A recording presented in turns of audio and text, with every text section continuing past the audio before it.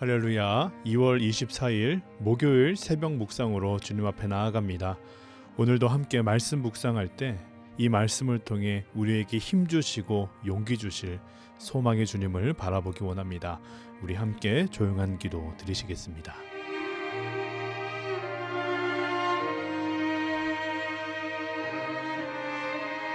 아멘. 오늘 우리에게 주시는 하나님의 말씀은 누가복음 15장 11절에서 32절 말씀입니다. 또 이르시되 어떤 사람에게 두 아들이 있는데 그 둘째가 아버지에게 말하되 아버지여 재산 중에서 내게 돌아올 분깃을 내게 주소서 하는지라. 아버지가 그 살림을 각각 나누어 주었더니 그 후 며칠이 안 되어 둘째 아들이 재물을 다 모아 가지고 먼 나라에 가 거기서 허랑방탕하여 그 재산을 낭비하더니 다 없앤 후 그 나라에 크게 흉년이 들어 그가 비로소 궁핍한지라. 가서 그 나라 백성 중 한 사람에게 붙여 사니 그가 그를 들로 보내어 돼지를 치게 하였는데 그가 돼지 먹는 쥐염 열매로 배를 채우고자 하되 주는 자가 없느니라. 이에 스스로 돌이켜 이르되 내 아버지에게는 양식이 풍족한 품꾼이 얼마나 많은가.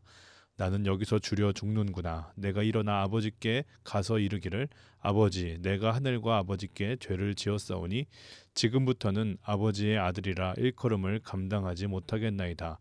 나를 품꾼의 하나로 보소서 하리라 하고 이에 일어나서 아버지께로 돌아가니라. 아직도 거리가 먼데 아버지가 그를 보고 측은히 여겨 달려가 목을 안고 입을 맞추니 아들이 이르되 아버지 내가 하늘과 아버지께 죄를 지었사오니 지금부터는 아버지의 아들이라 일컬음을 감당하지 못하겠나이다 하나.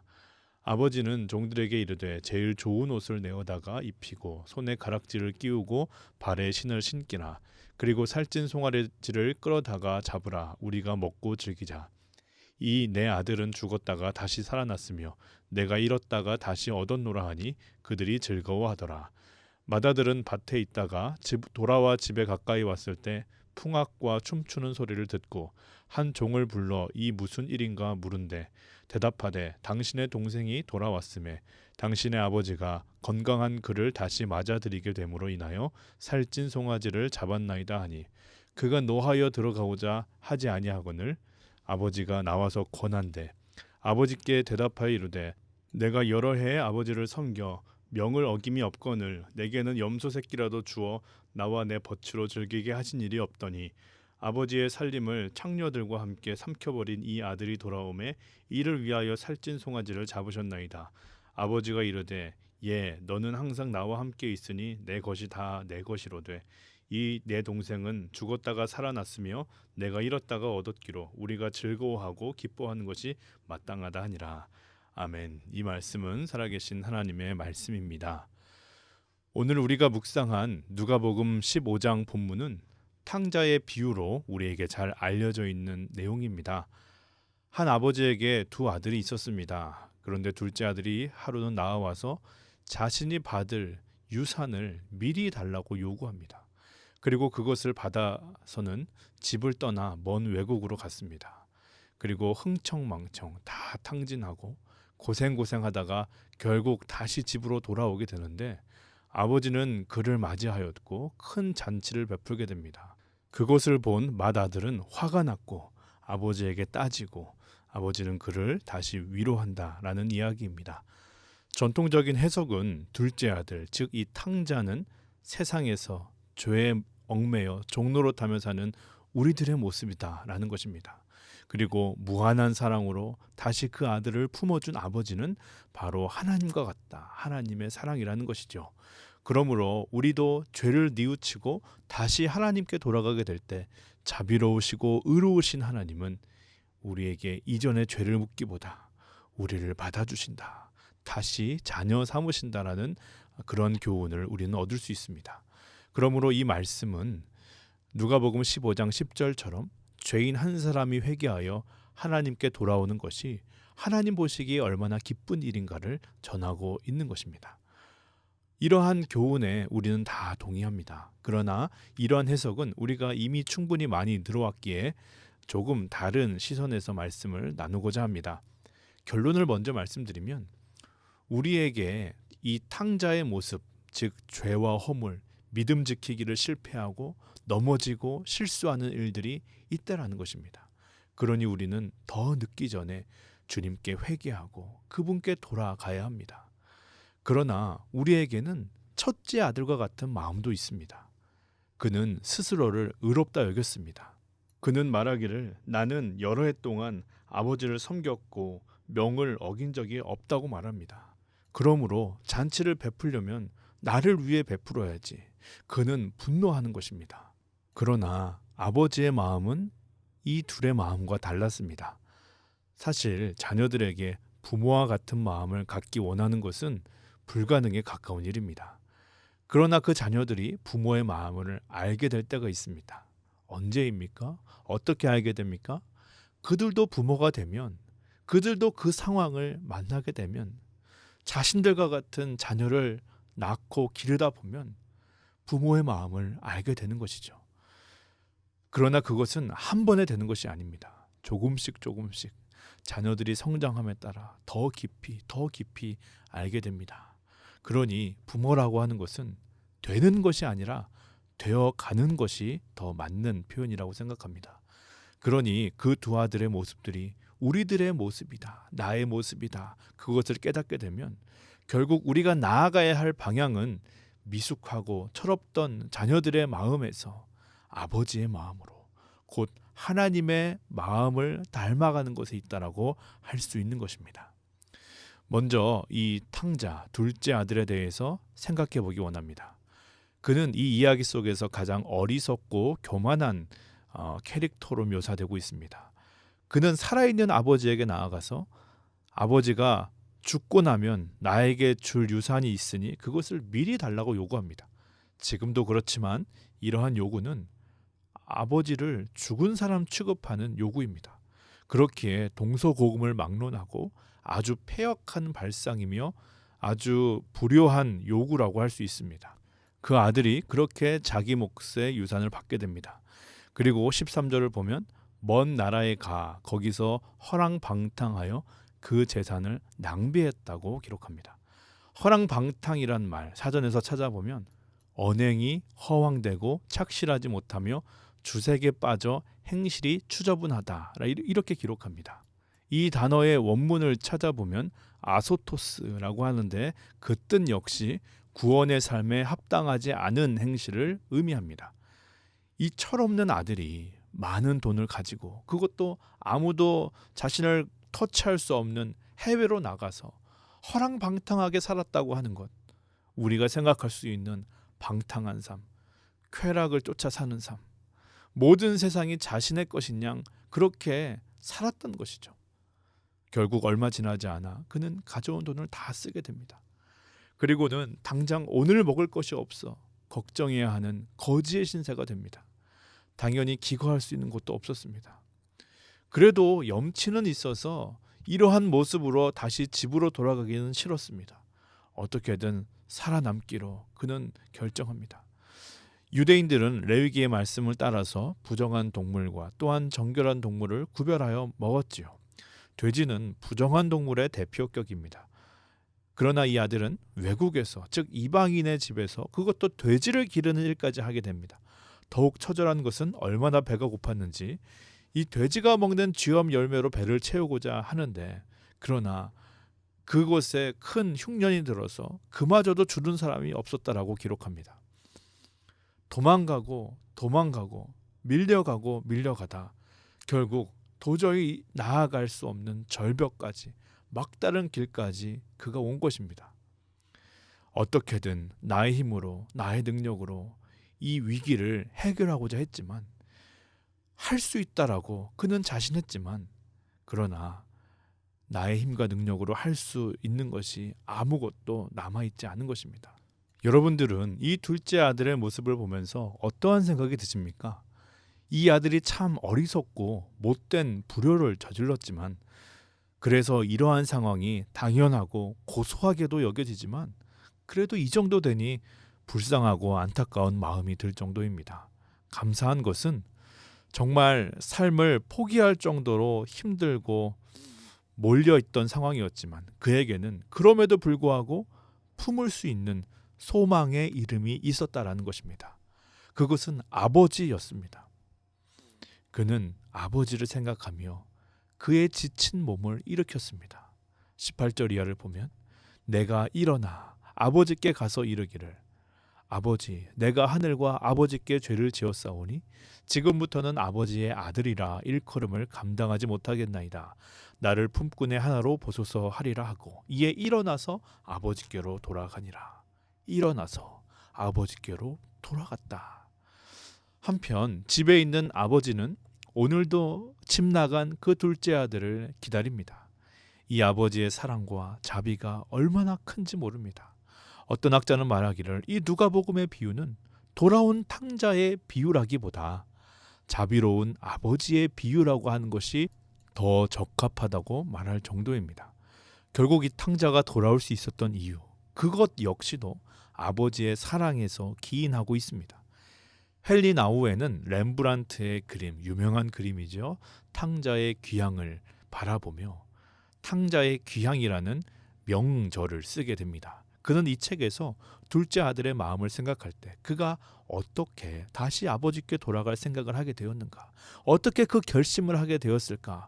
그것은 그 아들의 정체성 때문이라 말합니다. 둘째 아들이 정말 돼지를 돌보며 그 냄새나고 더러운 정말 처절한 삶을 살게 될 때 이런 생각을 하지 않았겠습니까? 내가 지금 여기서 왜 이러고 있는가? 어디부터 잘못되었는가? 내가 이렇게 살려고 태어났는가? 나는 누구인가? 나는 어떠한 사람인가? 이 아들의 결론이 무엇이었습니까? 내가 부족했다. 내가 잘못했다. 내가 큰 실수를 저질렀다. 그럼에도 불구하고 변하지 않는 나의 정체성은 나는 아버지의 아들이다 하는 것입니다. 이 정체성의 확신이 그로 하여금 다시 일어나 아버지께로 돌아갈 수 있게 만들었다는 것이죠. 헨리 나우에는 그러나 둘째 아들보다 큰 아들에게 더 자신이 이입되었음을 고백합니다. 그 이유가 저에게도 공감이 되었습니다. 이러한 것입니다. 자신은 둘째 아들 이 탕자처럼 인생의 큰 풍랑을 만나보지도 않았고 큰 불효를 저지르거나 쾌락을 쫓아 허랑방탕하게 산 적도 없다는 것입니다. 그러니 자신의 삶은 오히려 큰 아들에 더 가깝다는 것입니다. 주어진 삶을 지키면서 전통을 지키면서 부모님의 말씀에 잘 순종하며 가족들과 함께 살았던 것이죠. 저도 그렇습니다. 그리고 더 많은 분들의 삶이 이 둘째 아들보다는 첫째 아들의 삶에 가까울 것입니다. 그리고 이 첫째 아들이 가졌던 연약함들이 자신의 그것과 비슷하다고 말합니다. 오늘 본문 25절을 보면 맏아들은 밭에 있다가 돌아와 집에 가까이 왔을 때 풍악과 춤추는 소리를 듣고 한 종을 불러 이 무슨 일인가 물은데 대답하되 당신의 동생이 돌아왔음에 당신의 아버지가 건강한 그를 다시 맞아들이게 되므로 인하여 살찐 송아지를 잡았나이다 하니 그가 노하여 들어가고자 하지 아니하거늘. 이 첫째 아들이 이 상황을 보고 분노합니다. 그 이유가 무엇입니까? 나는 동생처럼 불효를 하지도 않았고 허랑방탕하게 살지도 않았고 그렇게 쾌락을 쫓아 살지도 않았고 주어진 역할과 일들을 성실히 수행하며 살았을 뿐인데 그러니 잔치를 벌이면 나를 위해서 해야지. 아버지는 사랑을 해도 나를 더 사랑해야지. 어떻게 원수 같은 이 동생을 위해 이렇게까지 하는가? 이러한 생각입니다. 죽었는지 살았는지도 모르는 동생이 비록 남루한 행색이지만 살아 돌아왔습니다. 그러면 먼저 환영하고 기뻐해야 하는 것이 일반적임에도 불구하고 그는 그렇지 못했습니다. 동생과 비교할 때 그는 죄인이지만 나는 의로운 사람이다. 그는 부정한 자이지만 나는 정의롭게 살았던 사람이다. 그러므로 나는 당연히 그보다 높임 받아야 된다. 그보다 더 누릴 자격이 있다라고 생각했던 것이죠. 그러니 동생이 돌아왔음에도 그를 환영하기보다 질투하는 것입니다. 사랑하기보다 분노하는 것입니다. 완고하고 독선적인 마음이 이 첫째 아들에 가득했다라는 것을 생각해보는 대목입니다. 어리석은 탕자의 모습 또한 교만한 첫째의 모습 우리가 생각해보게 됩니다. 그러고 보면 이 둘은 교묘하게 대조되어 나타나는 것을 보게 됩니다. 어리석은 둘째 아들, 또한 교만한 첫째 아들.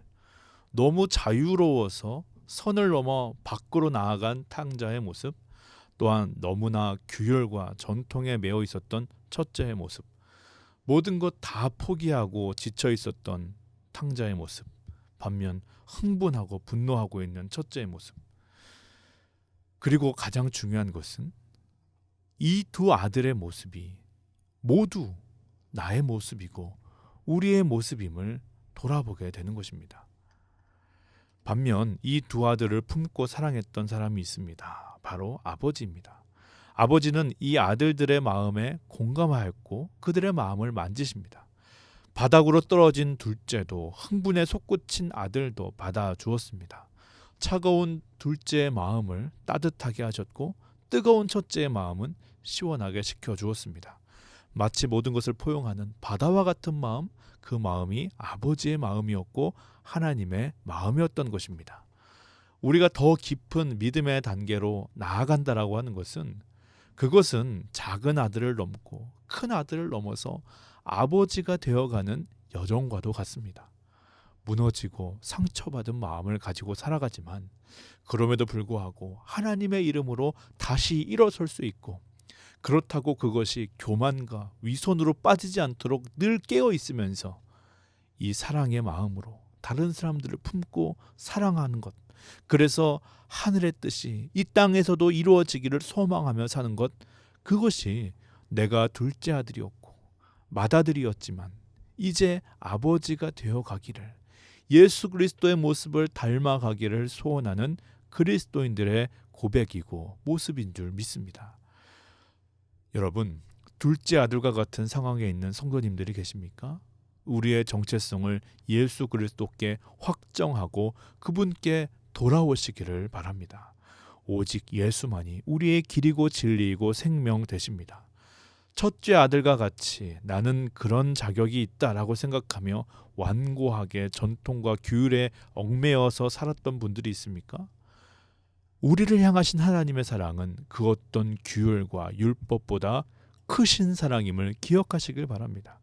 그리하여 간절히 바라기는 우리의 믿음의 분량이 어린아이와 같았지만 청년의 때를 지나 장성한 아버지와 같이 깊고 넓은 사랑의 지경까지 자라나는, 그래서 주님의 마음으로 사람들을 사랑하고 이 세상을 품으며 살아가는 저와 여러분 되시기를 간절히 소원합니다. 우리 함께 주기도문 하시겠습니다. 하늘에 계신 우리 아버지여, 이름이 거룩히 여김을 받으시오며 나라의 임하옵시며 뜻이 하늘에서 이루어진 것 같이 땅에서도 이루어지이다. 오늘날 우리에게 일용할 양식을 주옵시고 우리가 우리에게 죄 지은 자를 사하여 준 것 같이 우리의 죄를 사하여 주옵시고 우리를 시험에 들게 하지 마옵시며 다만 악에서 구하옵소서. 대개 나라와 권세와 영광이 아버지께 영원히 있사옵나이다. 아멘. 오늘 우리 함께 기도할 때 주님, 우리의 모습 속에서 탕자의 모습을 발견하며 우리의 어리석음과 죄를 쫓아 살았던 연약함들을 회개합니다. 주님이 우리의 아버지 되심을 분명히 믿으며 선포합니다. 힘들고 지쳤지만 우리를 지금도 부르시고 맞이하시는 주님께 일어나 다시 나아갈 수 있도록 주여 우리와 함께하여 주시옵소서. 또한 우리에게 첫째 아들과 같은 교만함과 완고함도 있었습니다. 나는 다르다고, 나는 옳다고, 나는 의롭다고 생각했던 자만함이 있었습니다. 주님, 이 마음도 내려놓게 하여 주시옵소서. 우리가 둘째 아들이었고 우리가 첫째 아들이었지만 그러나 이제 우리가 아버지가 되어가기를, 예수님을 닮아가기를 간절히 바라고 기도하오니 주님, 우리에게도 주님의 마음, 주님의 사랑을 품으며 살아갈 수 있는 장성한 믿음의 분량에 이를 수 있도록 인도하여 주시옵소서. 우리 그러한 기도로 함께 나아가시겠습니다.